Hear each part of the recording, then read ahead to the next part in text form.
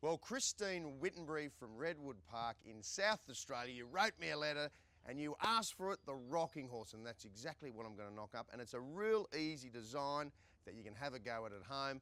Have a crack at the rocking horse and the kids will love you.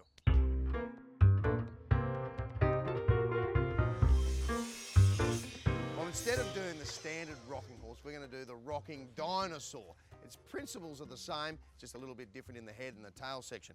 5 main components. Number 1 is the seat where you plant your bum, and then you've got 4 legs, which we've cut out here to length, and all we need to do is cut a shape on them. Once they go together, we'll work on the head and the tail. It's all going to come together.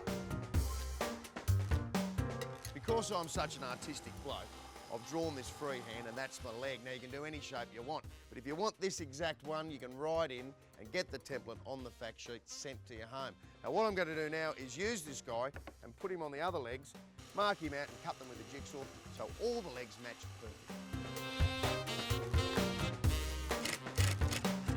We're going to have a set of little legs draped over this guy, so what we need to do is cut a bit of a curve out so they sit there a bit neater. Use a bucket or something big and round that you've got in the house and then cut it out with a jigsaw.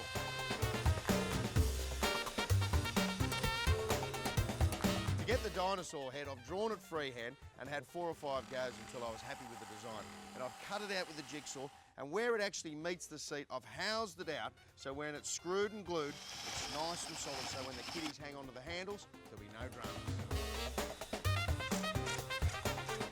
To get our piece of timber that's going to give us the rocking motion, I've used a ply beam so we get the strength out of it as well. If you used a normal piece of timber and cut the curve out of it, you might have a bit of a worry with the grain that's in the timber and it could split away. So I've used ply because we're going to be painting it.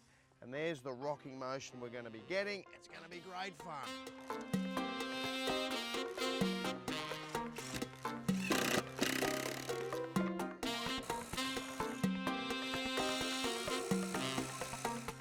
Well, what do you reckon about that? Have a look at him, eh? Isn't he fantastic? From one dinosaur to another dinosaur, all knocked up. Now, I've done all the woodwork, and my old mate Reet is going to paint him all up and put some tails and cushions. It's going to look fantastic. There you go, Reet, do your best. Wow, thanks, Scotty. This looks fantastic. So this is our Rockosaurus. Well, it's my job to breathe a bit of life into this old dinosaur, and the first thing I need to do is give him a lick of paint. Just doing my final touch up to the first coat. Isn't it looking fantastic? I'm going to give it a second coat in a couple of hours, but in the meantime, I'm going to get started on the seat and the tail. I'm using this durable poly fleece which matches my paint perfectly. But before I get started, I've measured out a template for my seat, and I've also measured the length I want my tail to be, which is going to be 100 centimetres. Double your fabric over so you can cut 2 pieces at once and pin the template down onto the fabric. Once you've done that, you can add the length of your tail. Place the right sides of the fabric so they're facing into each other, and then you can sew them together.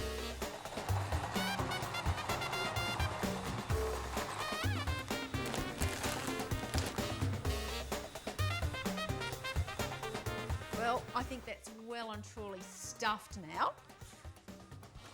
I'm going to machine sew that up so that I don't lose any of that stuffing. My combination seat and tail is finished and I'm ready to attach it to my Rockosaurus. Doesn't that look fantastic? I'm going to attach it with some upholstery nails, and I'm going to start right in the middle here at the base of the neck.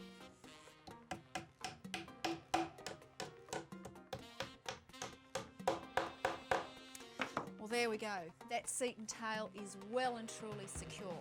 Next thing to do is to give this guy a bit of personality.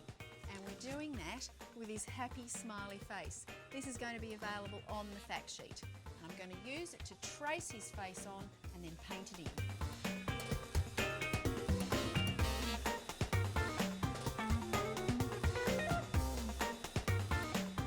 Painting is now finished, and the final step is to space these fleecy dots out on the tail, and then when you're happy with the placement, you can glue them down.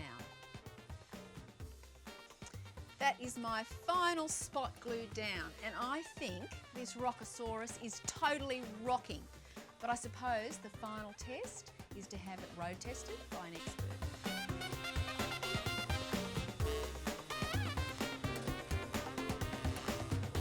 Christine Whitbury, you asked for it, and I think the proof is in the rocking. This is a pretty cool rocking dinosaur. What do you think, Scott? Cool. Yes, excellent.